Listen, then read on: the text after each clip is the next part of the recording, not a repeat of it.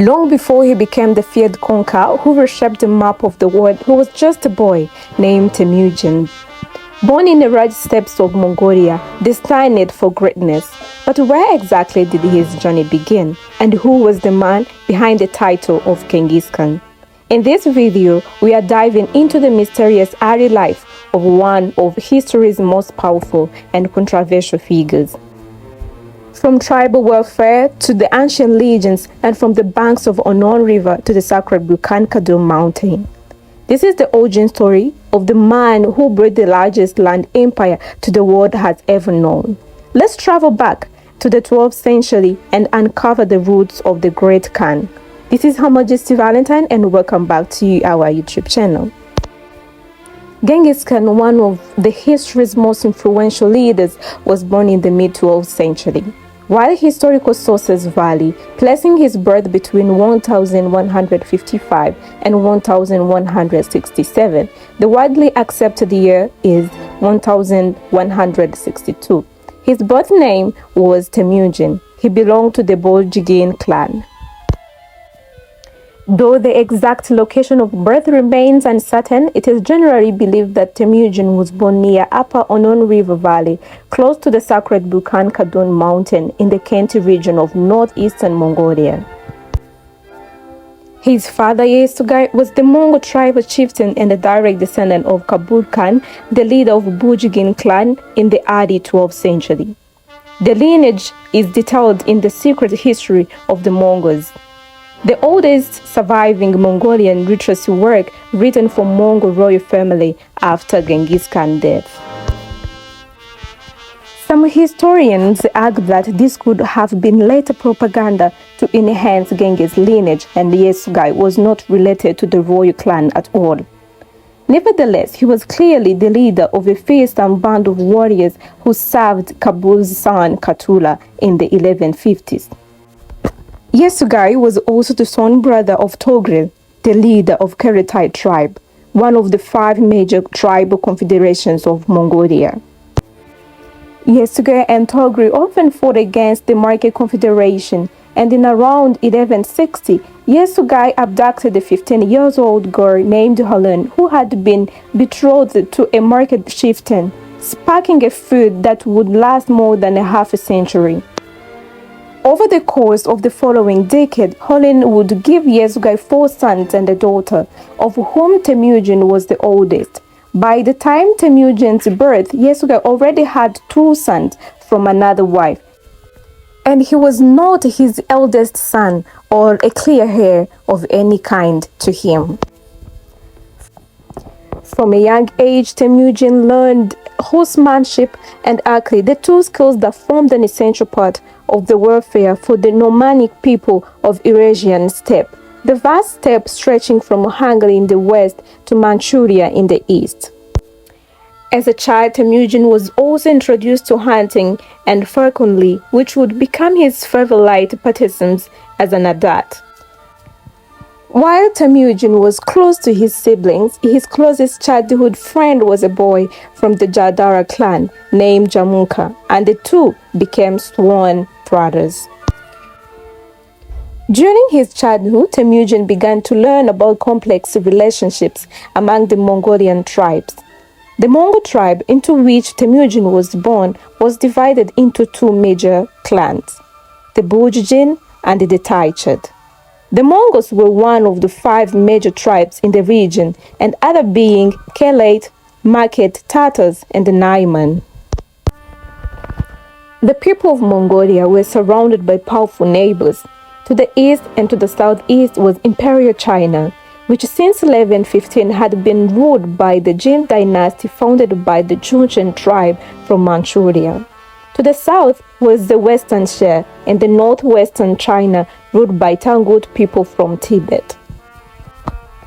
To the north was the desolate and inhospitable region we call Siberia today, while substantially to the west and southwest were the Muslims' power of Central Asia and Middle East, which were in a period of some decline by the 12th century, the Arab Caliphate having gone through its golden age centuries earlier between the 8th and 10th centuries. In around 1171, when Temujin was probably around 9 years old, he was betrothed to the daughter of Daischen, a chief of Ungrai tribe. The leaders of prominent Mongol families often married Ungrai women, but this required Temujin and his father to travel a long journey across Gobi Desert to take a part in the betrothal ceremony. Although he was a powerful warrior, Yasugai could only afford to offer Daischen a single horse for his daughter. Although he was a powerful warrior, Yasugai could only afford to offer Daischen a single horse for his daughter. Although the Ungrai chief agreed to the match, he stipulated that the horse would serve as an initial dowry, and until a greater dowry was paid, Temujin would have to stay behind and work for his future father-in-law. While the young Temujin was ashamed that his father could not afford to pay for his bride straight away, he spent 3 happy years among the Ungrai, working as a herder. Temujin heard stories about burgeoning trade between the Ungrai and the Was Genghis Empire south of Great Wall. Temujin's time with the Ungrai ended when he was around 12 years old. During one of his raids, Yasugai encountered a band of Tatars. Rather than launching an attack, the Tatars invited him to the dinner. Bound by steppe traditions of hospitality, Yasugai felt he could not refuse and was duly poisoned by his hosts. The slow-acting poison enabled Yasugai to leave instruction to bring Temujin back home. Although the Daischen was reluctant to part with the boy, he recognized the difficulties of Temujin's family first and allowed him to leave. By the time Temujin returned home, his mother Helen had tried and failed to assume her late husband's leadership position in the name of her teenage sons, and the Taichud claimed leadership among the Mongols once again. As Holun's followers deserted her one by one, she and her sons were reduced to destitution and forced to hunt and fish to survive. Temujin and his brother Kasai proved the most effective at catching the prey, but their elder brothers Bukata and Bukatai began to lay claim to their food. On one occasion, Bukata stole a large fish that Temujin and Kasai had caught and proceeded to cook and eat it. The younger half-brothers responded by ambushing Bukata while Bukatai was away and showering him with arrows. While Bukatai did not seek to avenge his brother's death, Holland was incensed and warned her sons that the family could not hope to comfort their real enemies by fighting and killing each other. Holland's fear proved justified as the Taichud leader, Tugtai, used Bekta's murder as the pretext to capture Temujin. The boy escaped into the woods and survived for 6 days before Hang eventually forced him to escape, during which effort he was captured and taken into Taichud captivity. Although he was forced to wear a device that restricted his movements, he managed to overcome his guard and was rescued by a sympathizer to the Bujinj cause. By the time he returned to his family, the 14-year-old Temujin found them without anything to their name apart from 9 horses. A once proud family had fallen quickly. When the Taichun then raided their camp and took 8 of the horses, Temujin took the remaining steed and relentlessly pursued the enemy. On his way, he encountered a young warrior named Bo Ochu, who immediately became his friend and a companion and joined the pursuit of the Taichud. After recovering the horses in a daring night raid, they were struggling to get away from the Taichud riders when Temujin noticed that the leaders of the pursuit had ridden far ahead of the rest of his men. Bo Ochu took the opportunity to fire an arrow, which wounded the Taichun leader, enabling their pair to get away safely. Over the next few years, Temujin and Bo Ochu would build up a band of loyal raiders.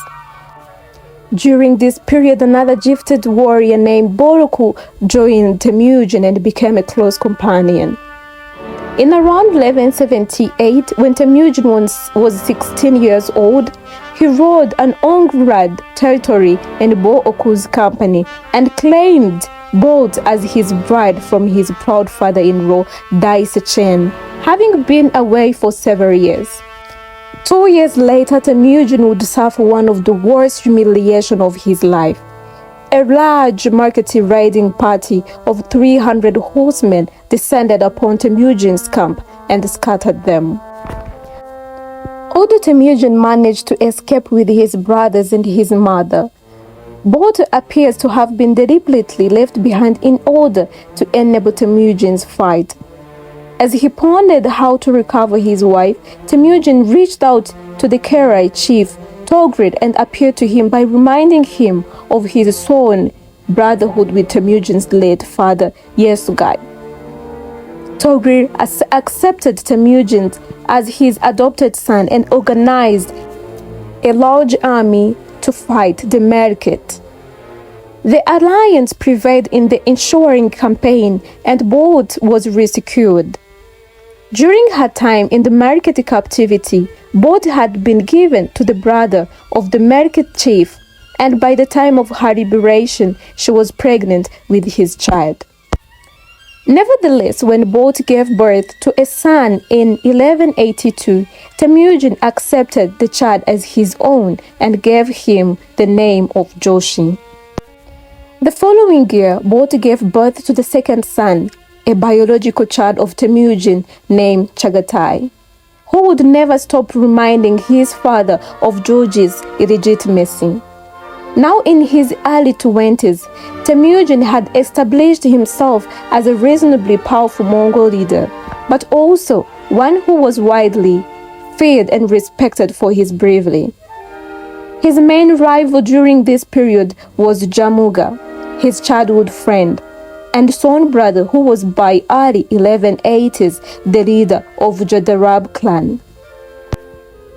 The two men had crossed paths again as a part of coalition against the Merkite, but after a couple of years they went their separate ways, each with ambition to unite the Mongols under their leadership.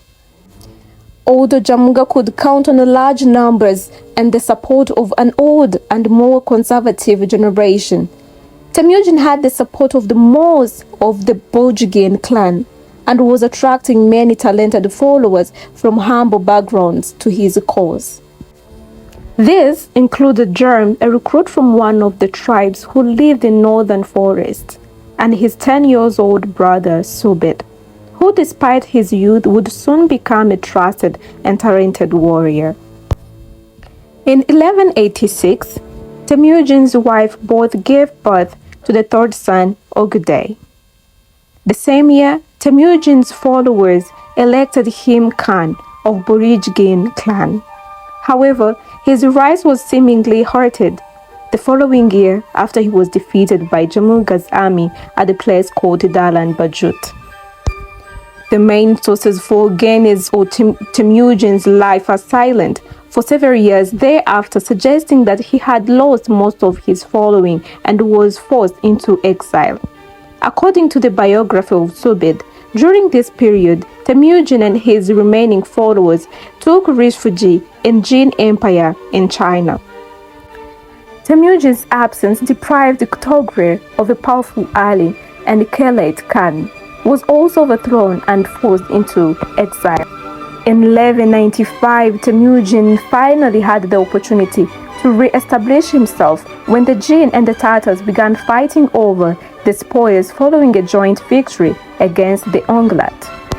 Temujin offered an alliance with the Jin frontier commander and proceeded to deal the Tatars a series of heavy defeat in 1196.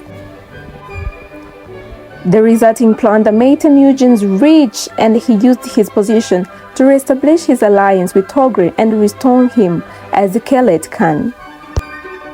In 1197, Temujin exploited the momentum in his victory against the Tatars by reviving his feud with the Merkit. 20 years, Subid infiltrated the Merkit camp and used the intelligence he gathered to lead a short and victorious campaign. A further series of victories followed in the late 1190s and into early 200s for Temujin and his allies against the Merkit and other rival peoples for steppes such as the Naiman. These victorious campaigns caused considerable anxiety among rival tribes, who in response elected Jamuga as Universal Khan, a grander title than Temujin's own. Over 15 tribes had joined this new coalition, but many individuals were disaffected and supported Temujin's cause by passing on key intelligence about coalition plans.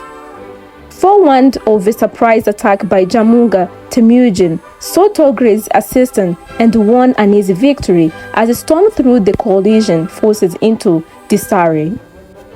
Temujin pursued Jamuga's titled allies and engaged them at Khoitan by the banks of Onon River and routed them again. However, on this occasion he was wounded in the neck by a poisoned arrow.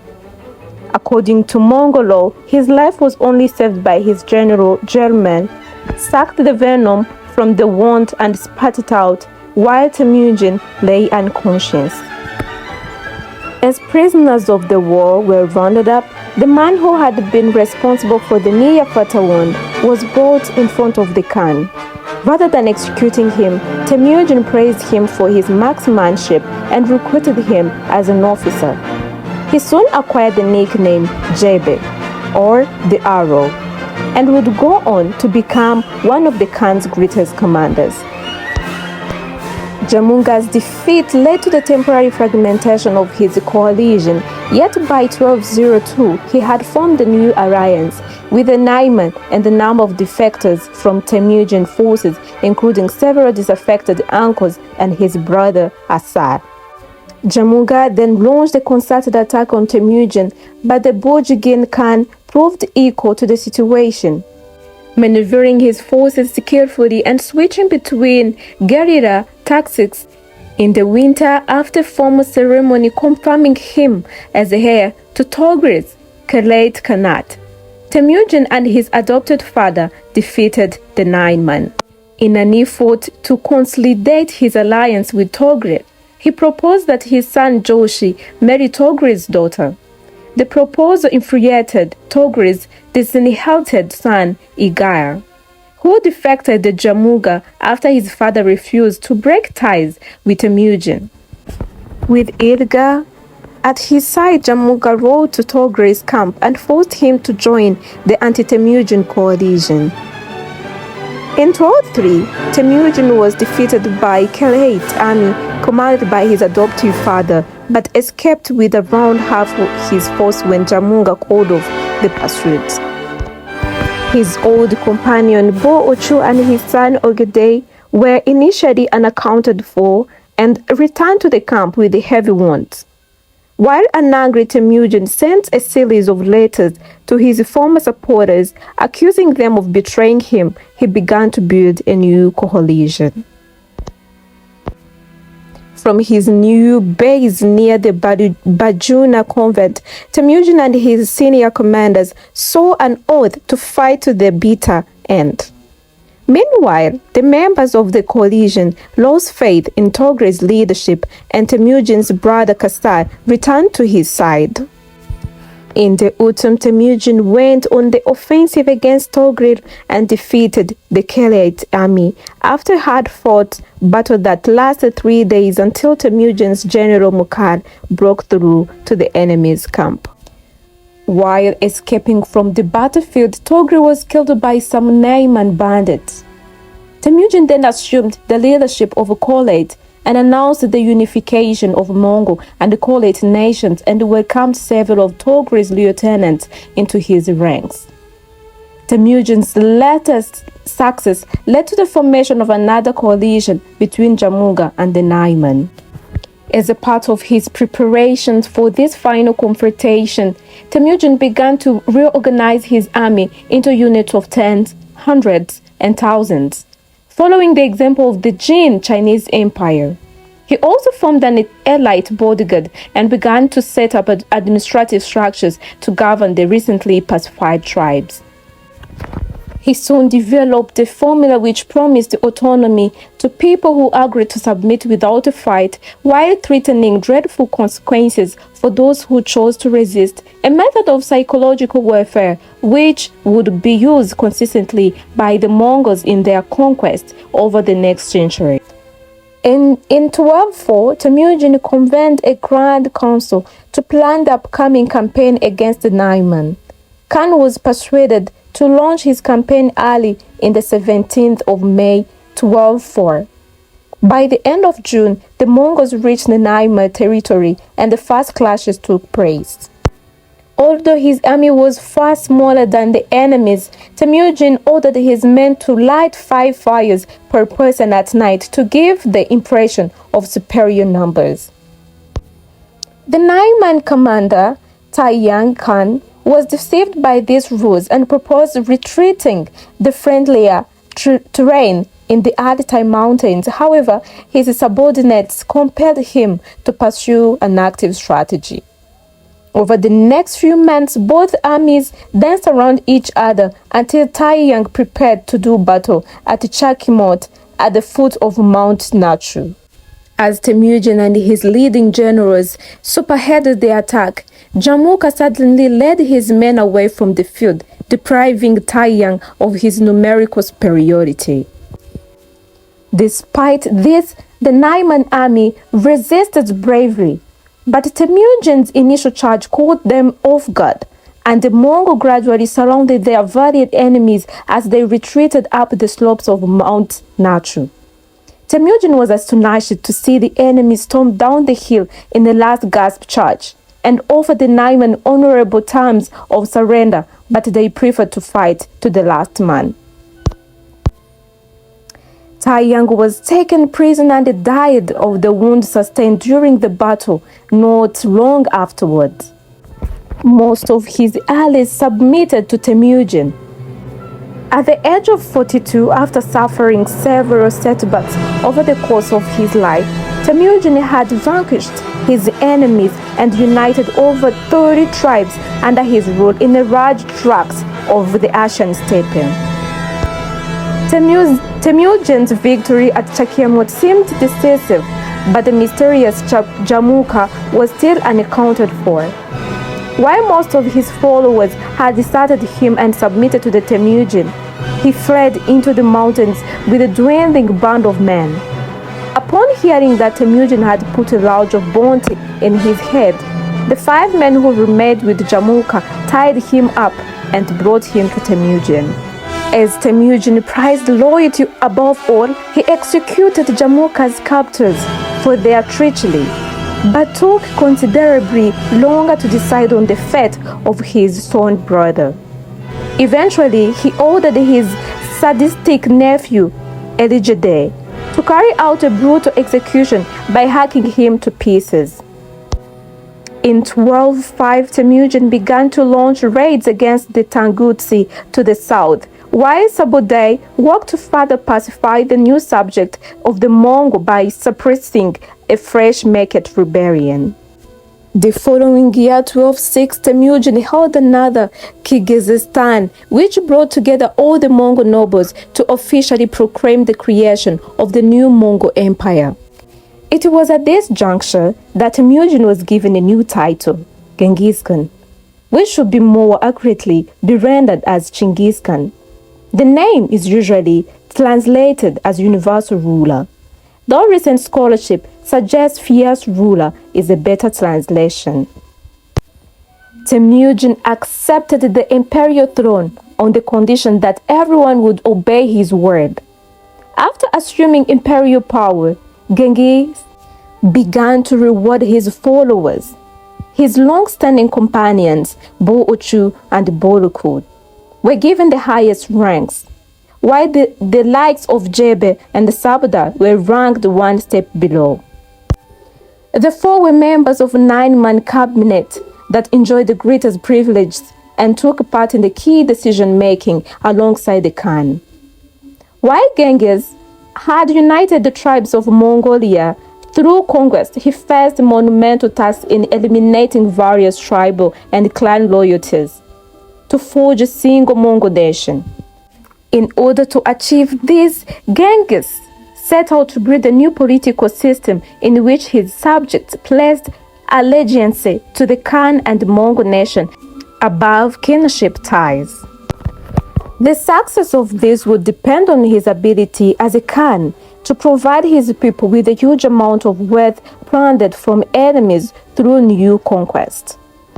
This incentive system demanded frequent campaigns outside the new empire's borders, and Genghis consequently continued the military reorganization that he had started in the later stages of his unification campaigns. The basic organizational unit in the new decimal system was the Ming-chan, or 1,000 men, though the formidable 2 men, or 10,000, is more widely known.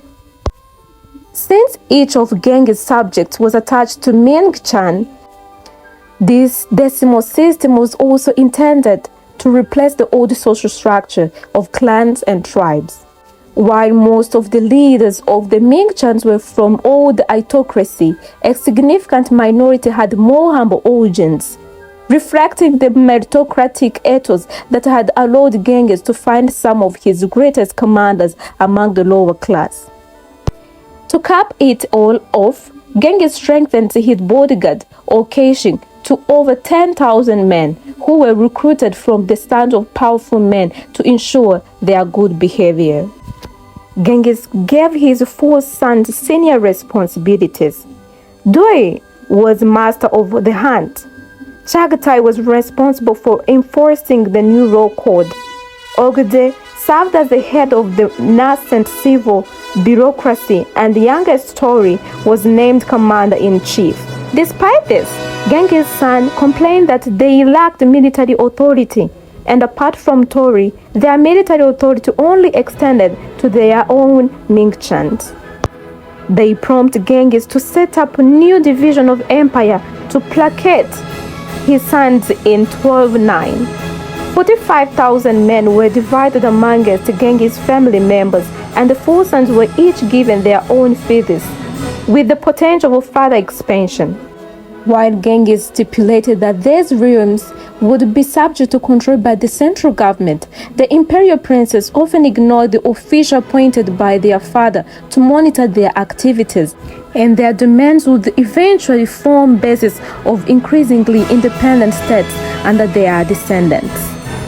As a part of his state-building program, Genghis introduced a new law code known as Great Yasa. While large part of the Yasa codified the traditional customs of the steppe people, it was also an attempt to establish a common set of laws for the new Mongol nation. Part of the code took the form of military regulations concerning the mobilization of armies, the duties of officers, and the punishment they would suffer if they failed to carry out those duties. With regard of taxation, Genghis gave generous exemption to religious leaders and foreign merchants. While the Khan maintained his traditional pagan beliefs, his policy of religious toleration would eventually allow him and his successors to rule over a vast empire of Buddhists, Muslims, Nestorian, Christians, and Confucians right across Asia. He maintained good relations with Muslim merchants who operated along the Silk Road to the west and sought Mongol assistance to access the Chinese market to the east. There were also harsh elements to this. For instance, the Yasa mandated the death penalty for a wide range of crimes, including lying, contaminating running water, and the failure to share food with strangers, though wealthy criminals could often escape capital punishment by paying large fines. The Yasa only applied to the Mongols, and there was a little consideration for the fate of foreigners. Accordingly, the Mongols arbitrarily captured foreign women on campaign and took them as concubines. Genghis and his sons had the first pick of the female captives, and he would go on to have 23 official wives and a harem of over 500 women. Some geneticists and historians have speculated that as many as 16 million people today may have descended from Genghis Khan.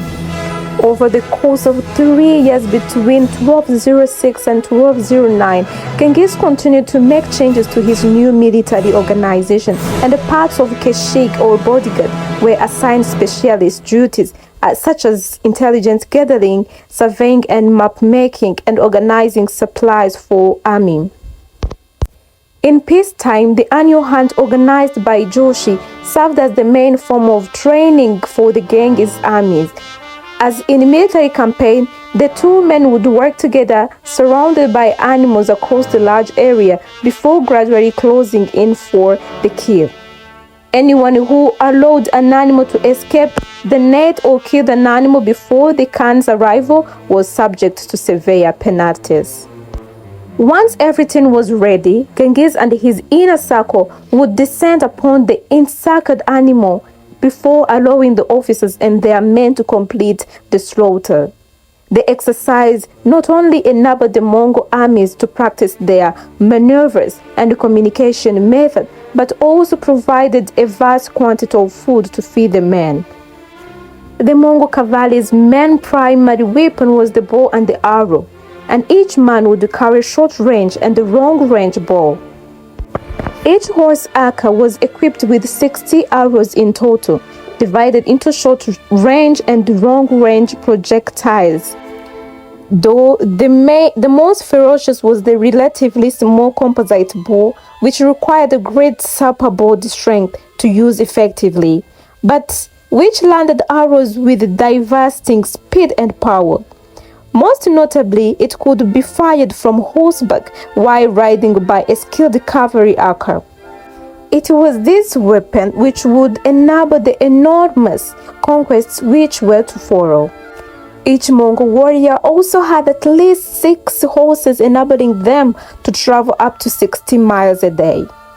The speed at which Mongol armies moved away Genghis' main strategic advantage. Since his armies were often outnumbered by the enemy, Genghis employed a range of tactics to exaggerate the size of his own forces. One of the best-known Mongol tactics was the feigned retreat. If the army was struggling to make progress against a strong defensive position, it would withdraw from the field and leave their plunder behind. While the enemy was distracted by the loot, the Mongols would turn back and cut them to pieces. Although the Mongols later employed Chinese siege engineers, they were not used to siege warfare, and Genghis initially avoided attacking well-fortified cities. He preferred to attack small towns and distributed the resulting plunder evenly among his otherwise unpaid troops. After his elevation as Khan, Genghis rarely took personal command of military campaigns, preferring to send his sons and senior generals instead. In 1207, Joshi led a successful campaign against the Turkic forest people in southern Siberia, who included the Buryat, Kyrgyz, and Yugi. In 1208, Subtai won a crushing victory against the ever-rebellious Merkit, though he was criticized by the Genghis for allowing some to escape further north. In 1209, Genghis secured the submission of the Yugi kingdom in East Turkestan, now the Chinese autonomous region of Xinjiang. The Uyghurs had once ruled the mighty empire that included much of Mongolia, but by the beginning of the 13th century, they had submitted to the Khatai, whose empire extended from modern-day Kazakhstan into northwest China. Genghis subsequently recruited many Uyghurs into Mongol imperial administration and adopted the Uyghur script for the first official Mongol written text. With the conquest of the forest people and submission of the Uyghurs, Genghis laid much of groundwork for an invasion of China. Since the collapse of the Tang dynasty in 907 AD, China had been divided between a number of competing dynasties. At the beginning of the 13th century, there were 4 such states: the Zhongzhen Jin Empire in the northeast, the Tangut Western Xia in the north, Kalaktai in the northwest, and the Song dynasty south of the Yangtze River. Although the Song was the only one of their states ruled by Han Chinese majority, the rules of the 4 states adhered to Chinese customs and administrative practices. The Mongolians would benefit substantially from the divided state of China at this time. Genghis came to see the Tangut Empire both as a source of plunder for his restless armies and a testing ground for their ability to fight the more powerful Jin. After the initial raid in 1205, Genghis launched a larger campaign in 1207, which forced the Tangut to agree to pay an annual tribute. When the payment was suspended in 1209, Genghis organized a larger invasion force and embarked on a punitive expedition. Eventually, the separate Tangut decided on a formal submission to Genghis Khan and promised to supply troops for future campaigns. By 1211, with this rare secure, the 49-year-old Genghis Khan was ready to turn his attention to the Jin Empire. While this was motivated in a part by a desire to avenge frequent Jin raids into Mongol territory and the relentless logic, paranoia conquest to feed and pay his troops, the invasion of northern China had been long-held ambition. The Jin had conquered northern China from Khitan, Liao dynasty at the beginning of 12th century and proceeded to drive Song emperors south of the Ganges River. While a peace treaty was signed between the Jin and Song in 1142, relations between the two Chinese powers remained uneasy, and the peace was interrupted by occasional conflict. At the beginning of the 13th century, the Song embarked on an effort to reclaim territories north of Yangtze River. While the Jin easily defeated the invasion force, within few years, the Jin heartland of Manchuria faced Khitan rebellion, partly encouraged by Genghis. Having been preoccupied with its war against the Song dynasty, the Jin left its northern frontier relatively undefended. As the Jin planned to strengthen its northern defenses by building a new wall, Genghis decided that it was this time to strike. In early 1211, Genghis called a Kurultai or Grand Council in which he set out his plans to conquer northern China. Unlike previous steppe peoples who had intermittently conquered parts of northern China and abandoned their homeland to newcomers, Genghis intended to maintain his power base in Mongolia, from which he would rule over an empire that incorporated both nomadic steppe cultures of Central Asia and sedentary cultures of China. The invasion force of around 100,000 men began moving in March. Genghis divided his army into 3 columns. The eastward column was commanded by Jib and Subit. The central one was led by the Khan personally alongside Toru and Makar, while the western column was commanded by Genghis' 3 other sons. While Genghis' elder sons faced no opposition after crossing the Gobi Desert, the other 2 columns raided the area north of Jin in an attempt to draw the enemy out to battle. When the Jin armies refused to take the bait, Genghis decided to march his forces south. In response, the Jin formed 2 armies, one to face the advancing Mongols in a frontal attack and the other to strike against Genghis' right flank. Genghis ordered Jebe to march his men westward behind his column and eliminate the threat of his flank, leaving the Jin with a single army. While Jin commander deployed his forces in a narrow pass to prevent Mongols from fighting on open ground, the momentum of Mukhali's charge proved overwhelming for the Jin cavalry, which tramped over the infantry as it took flight. The Mongols went on to win 2 further pitched battles to destroy the Jin field armies.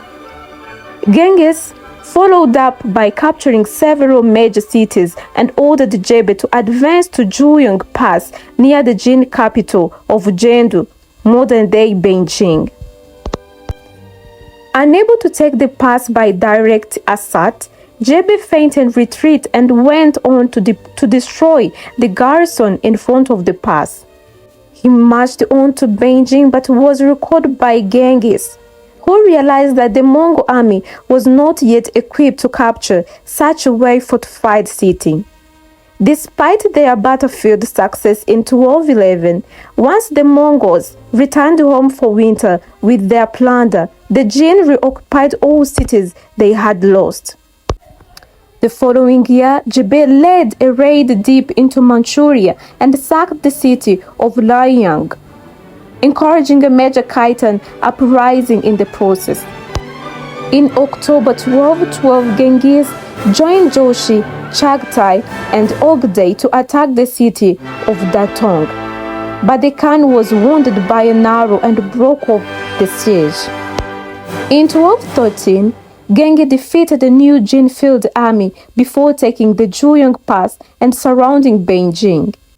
The Mongol successes led Hyun Xinshu, the commander of Beijing garrison, to overthrow the Jin Emperor and install puppet ruler with himself as a regent.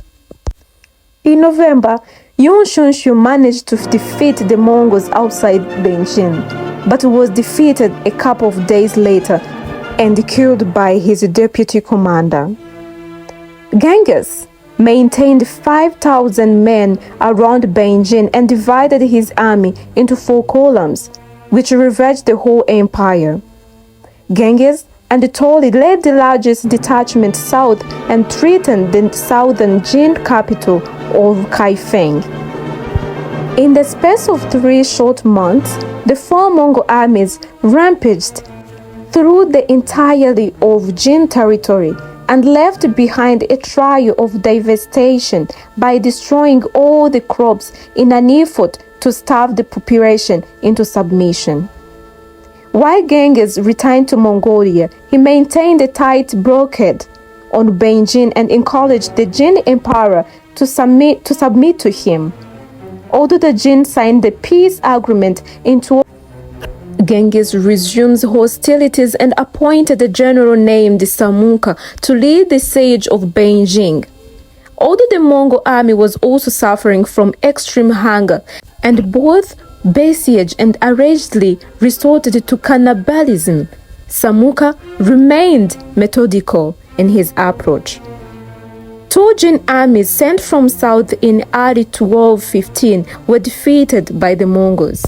In May, the Mongols launched an assault on the city, and after overcoming the valiant resistance from the Jin defenders, the victorious Mongols sacked the city, devastating it into extent that the population fell by more than 3/4 in the process. Despite this enormous setback, the Jin government in Kaifeng refused to surrender. In 1216, Mukali defeated a Jin counterattack in east, while Samuka led 30,000 men south and joined up with the Tangut force to devastate the countryside around Kaifeng. Genghis hardened his peace conditions following Samuka's raid, and the negotiations with the Jin broke down. When Genghis returned to Mongolia in early 1216, he left Mukali in charge as a commander in China. Mukali was given an army of 70,000 men, but most of these came from recently subjugated, who could desert him at the first sign of Mongol weakness. The limited manpower forced the Mongol commander to scale down his operation, and in 1218, Genghis himself had to deal a pacification campaign against the Tangut, who had moved away from a pro-Mongol policy under a new rule.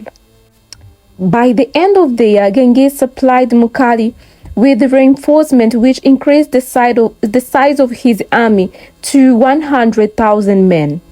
Although he could be as brutal as his comrades, Mukali also sought to consolidate Mongol control by acting magnanimously towards his defeated foes. And he had methodically subdued much of northern China. He died in 1223 with a pristine military record, having never lost a battle in his career. Mukhari was aided in his campaigns by an alliance with the Song dynasty. But following his death, conflict arose between Israel allies, enabling the Jin to make a brief recovery. The Mongols would have to wait another decade to fully extinguish the Jin Empire. While Mukhari was campaigning in northern China, Genghis' attention had been drawn westwards. Since the beginning of the 13th century, Kala Kitai had been at war with Shah Muhammad II of the Khwarezmian Empire. Situated to the east of the Caspian Sea in Central Asia, in 1208, the fugitive Naiman prince Chukluk arrived in Kara Kitai and brought up an army under pretext of fighting Genghis, only to overthrow his overlord and declare himself Khan in 1213. The re-emergence of an old rival on his doorstep led Genghis to send an army of 20,000 men under Jebe to invade Kara Kitai. The Muslim majority population who had suffered under Chukluk anti-Islamic religion policy welcomed the Mongols as liberators and defected en masse. After sweeping aside the Chukluk's army, Jebe entered the Kara Kitai capital, Balasugun, in what is now Kyrgyzstan, in triumph and incorporated it into Mongol Empire. He then followed Chukluk south into Kashgaria, where he encouraged the Muslims to revolt by issuing a proclamation of religion tolerance. In 1218, Jebe eventually caught up with the Chukluk in northern eastern Afghanistan and executed him. So began the Mongol westwards expansion into Central Asia, even as other parts of Genghis' armies were still undertaking the conquest of China far to the east. While Jebe was pursuing Chukluk, Genghis sent another army north under Choki and Sobdai to pursue the remnants of Melikt, who had allied with the Kuman or Kipchaks, a Tuareg people who occupied a large expanse of Eurasian steppe from the lower Danube in the west of the Ilis River in the east. The Mongols had driven the Melikt Kuman army into Khwarezmian territory and defeated it in battle. Angered at the incursion, Shah Muhammad sent army to meet the Mongols. Although considerably outnumbered, the Mongols managed to fight the Khwarezmians to stand still before withdrawing. Upon hearing reports of the battle, Genghis was needed to maintain peaceful relations with the Khwarezmians and to establish a mutually beneficial trading relationship, allowing him to turn his attention back to China. In early 1218, Genghis sent a large trade mission to Otra in the north of Shah's empire, a fort in the far east of Kazakhstan today. The local governor proceeded to massacre the entire contingent, claiming that they were spies. Genghis initially showed the restraint and sent a team of 3 envoys led by a Muslim diplomat, asking the Shah to hand over the local governor. When indignant, Shah Muhammad executed the diplomat. In response, Genghis finally took action and declared a war. As both sides prepared for war, Shah Muhammad and his advisors decided that they could most effectively find the Mongols by retreating into their cities and forcing them into costly sieges, which the Mongols were still not comfortable with engaging in, preferring battles in the open field. Meanwhile, Genghis received a steady stream of information about Khwarezmian Empire through the network of Muslim merchants. He knew that the empire was ridden with divisions and that the Shah had struggled to establish centralized control from his base in Samarkand. Furthermore, the Shah's mother, Temujin Khatun, was a powerful political figure and could issue decrees in her own name. These dynamics played perfectly into Genghis' hand, allowing him to sow disinformation among Khwarezmian officials by issuing false decrees from Temujin Khatun. Although the terrain of the Khwarezmian Empire posed considerable challenges for any invasion force, Genghis was confident in his army's ability to achieve victory.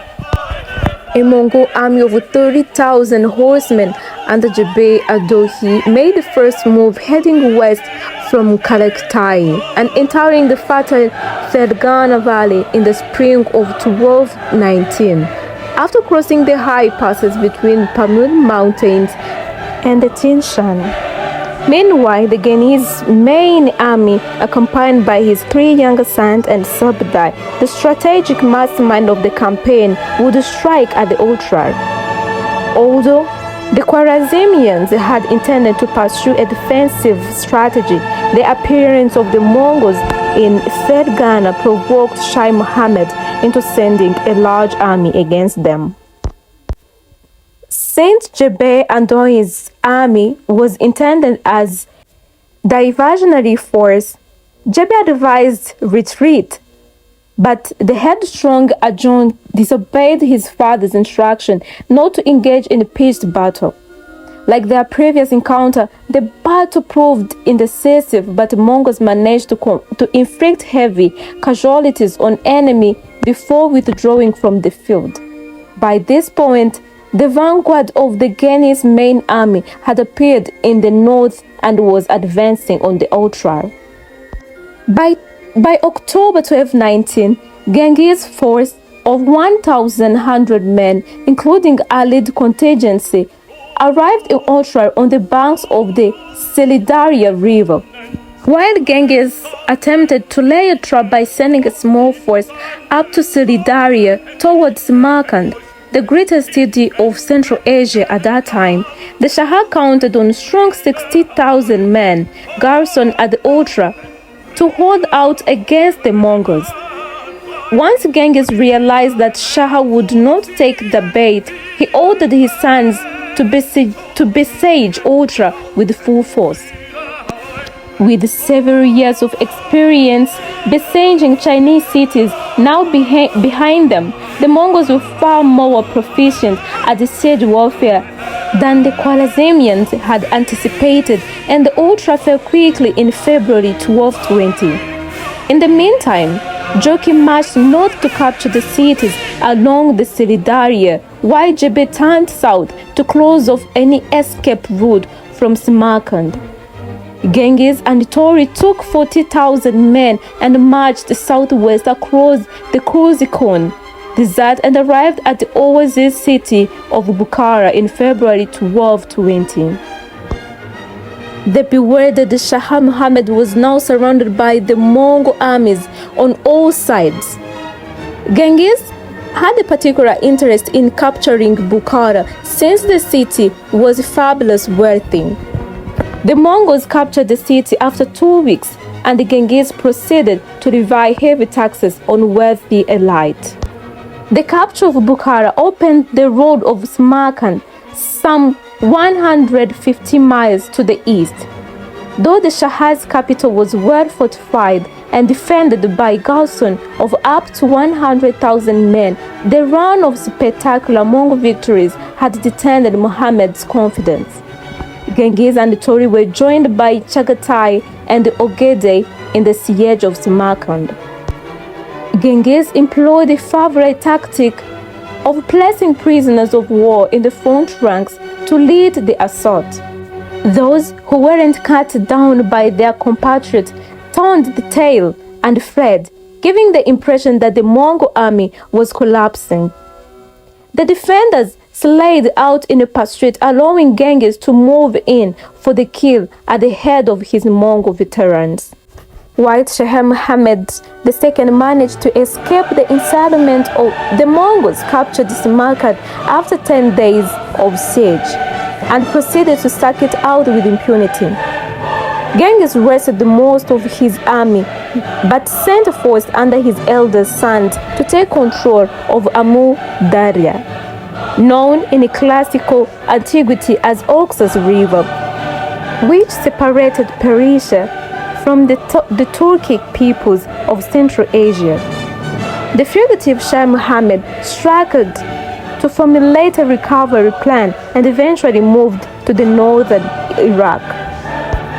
Jebe and Subde led 20,000 men and captured several cities in Persia and Iraq, and drove Muhammad out of his latest refuge. The defeated Shah retreated north and escaped to an island in the Caspian Sea, where he died of illness in January 1221. While the Shah was on the run, Genghis sent additional force to invade the Khwarezm heartland. After taking the city of Khiva in December 1220, Joshi arrived at the walls of Gurgench. A relief column under the command of Shah Muhammad's son and successor marched east towards Gurgench, but failed to secure support of rival faction and marched away. As Joshi continued the siege, an impatient Genghis decided to send a large force under Chagatai to reinforce him. The two brothers had always hated each other and soon began to feud, and it was only the intervention of Bo or Chu that prevented them from coming to blows. Genghis would respond to the familiar infighting by demoting Joshi and Chagatai in the succession and nominating Ogde as his senior heir. Ogde brought another 20,000 men to reinforce his brothers and took command of the siege, taking the city in April 1221. After such a long siege, the Mongols carried out another notorious massacre, killing almost every single one of the city inhabitant. The Mongols went on to treat the whole province of Khwarezm in a similar fashion. The trail of Mongol destruction did not end there, as Genghis dispatched Tori to invade the Khwarezm region across Amu Darya on the Iranian plateau. The merciless Mongol prince proceeded to sack the cities of Merv and Nishpur, both of which were major centers of Islamic learning and culture and were among the wealthiest and most popular cities in the medieval world. According to some estimates, Tolui's campaign resulted in the loss of over 1 million lives. In the meantime, Genghis continued to campaign in Central Asia around what is now Afghanistan, eventually pacifying the region in the course of late 1221 and the early 1222. He also launched a probing attack into India, but decided that he was not worth his while to entangle himself in a new war with the powerful Indian sultans, an initiative which would overstretch his resources. Before returning home, he ordered Ogdai to pacify the Hindu Kush, while an ill-conceived revolt amongst the people of the province of Khwarezm also had to be suppressed and execution at the Merv and Herat. All the number of Khwarezmian mountain fortresses continued to resist. By 1223, the last remnants of the empire were extinguished, effectively leaving the Mongols in control of the vast majority of Central Asia, a region approximating to modern-day Iran, Afghanistan, parts of northern Pakistan, Kazakhstan, Uzbekistan, Turkmenistan, Kyrgyzstan, Tajikistan. It had taken Genghis less than half of a decade to do so. While Genghis and his sons were completing the conquest of the Khwarezmian Empire, Jebe and Zubde were carrying out the greatest long-distance raid in history.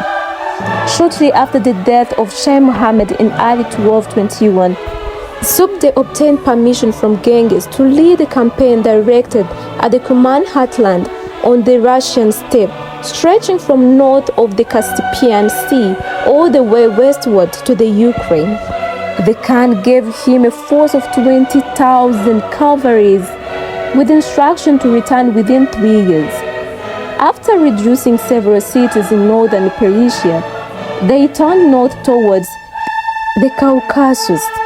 As they approached the city of Tabriz in what is now Iranian Azerbaijan, the city's governor meekly surrendered and agreed to pay an astronomical tribute. The Mongol victories prompted groups of Turkmen and Kurdish raiders to join them to share the spoils. The auxiliaries served as the vanguard for an invasion of the Kingdom of Georgia, with the Mongols following behind. After ordering the vanguard to lay waste to the countryside, Zubde enticed the Georgian army into battle and won a decisive victory. After returning to the northern Persia to cover Toulouse' northern flank, as he laid waste to Khorasan, Jebe and Zubde returned to the Caucasus late in the year and defeated the Georgians once again. After crossing the Caucasus Mountains, the Mongols descended into the Eurasian steppe, which was dominated by the Kumans. When two large Kuman armies were defeated, they sought assistance from the Russian princes. At this moment, the Mongols received an envoy from Venice offering a lucrative trade agreement in return for military assistance against their Genoese rivals on the shores of the Black Sea. The Mongols accepted the offer and destroyed the Genoese trading colony here. Then, armed with Venetians' intelligence about the principalities of Russia and their traditional antagonist relationship with the Kumans, Jebe and Zubde and their men, separated on their states. Not long afterwards, the Mongols met a grand coalition of Russia, Kievan and Kuman leaders and their men at the Battle of Kharkov River in what is now called Ukraine on the 31st of May 1223. It resulted in major Mongol victory and the beginning of Mongol rule in southwestern Russia. It was also an astonishing statement of how successful Genghis' conquest had been, that his forces was now winning victories on the edge of Europe. In its aftermath, Jebe and Zubde turned east and began the journey home. In the words of Novgorod chronicles, God knows whence he fetched them against us, or where they hide themselves. It would be another 14 years before Mongols returned, and when they did, they would campaign as far as Hungary.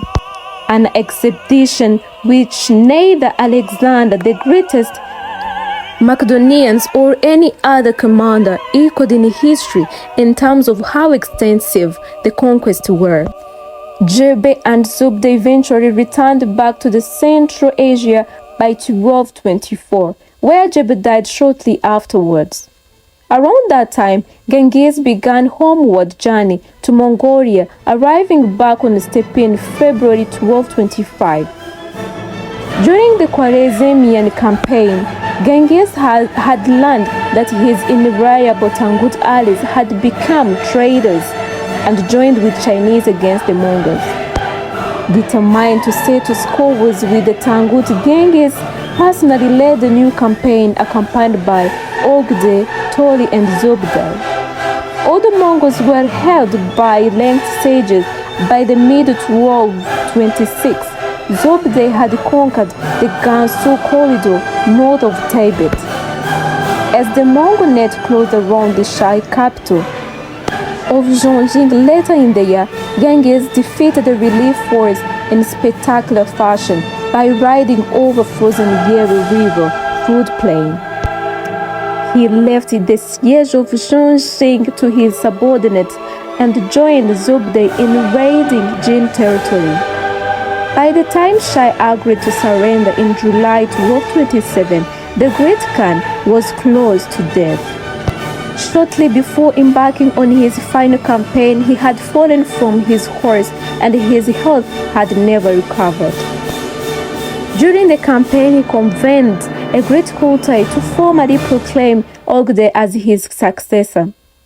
As Great Khan, while stipulating the Ogde's successor would be chosen by Kurtai.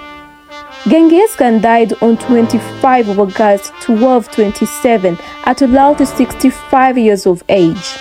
According to the secret history, his body was taken back to Mongolia and entombed in his homeland.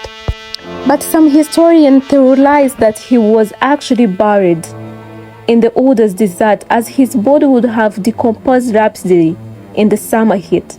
The location of Genghis' tomb remains one of the history's greatest mystery, and the tale that anyone with the knowledge of the site was put to death is probably true. Genghis' death did not bring the Mongol conquest which he had initiated to an end. Under Ogde's rule, fresh invasions were launched into Persia, and new attacks were launched against the Arab Caliphate in what is now Iraq, beginning a war in the Middle East that would last several decades, eventually culminating in the siege and the capture of Baghdad, the capital of Islam since the middle of 8th century in 1258. The Mongol Empire would eventually extend nearly to the Mediterranean Sea here, before the expansion ended.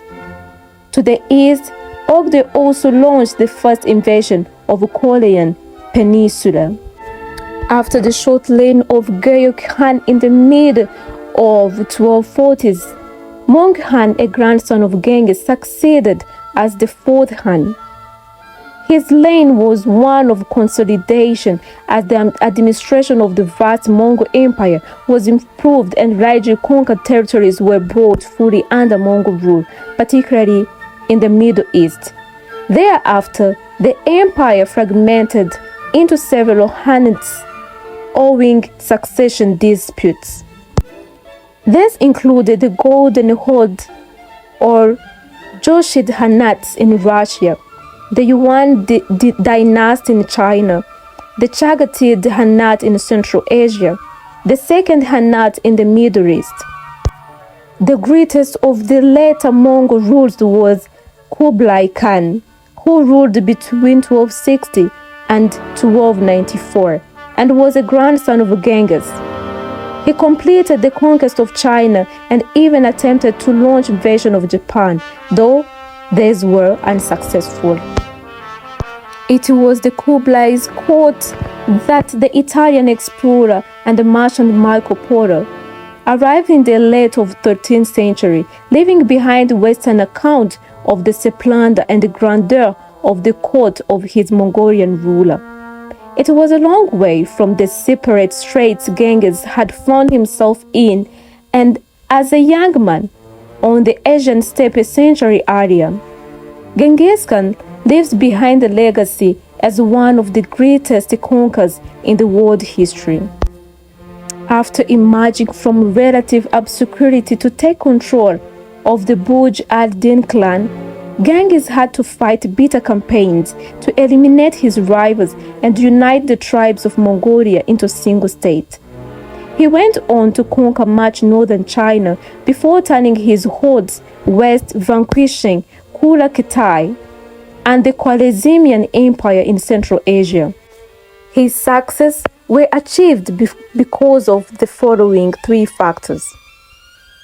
Firstly, he managed to unite the traditionally divided tribes of Asian steppe into a formidable army.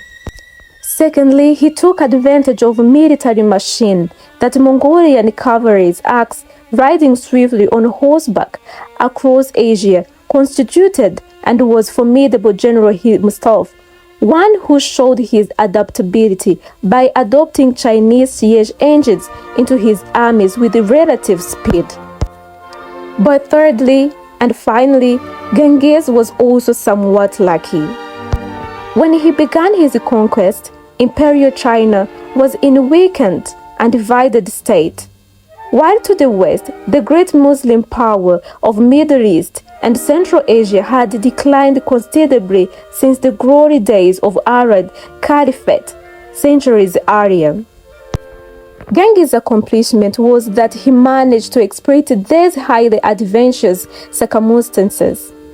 His sons and his descendants would build on their father's conquest to create the largest, contiguous empire in human history. What do you think of Genghis Khan? Was he a great conqueror and pragmatic political leader who was adept enough to build an empire that encompassed dozens of nations and multiple religions? Or was he cruel and manipulative despot who ruled with an iron fist and allowed his armies to commit unimaginable atrocities on the tiniest of pretext?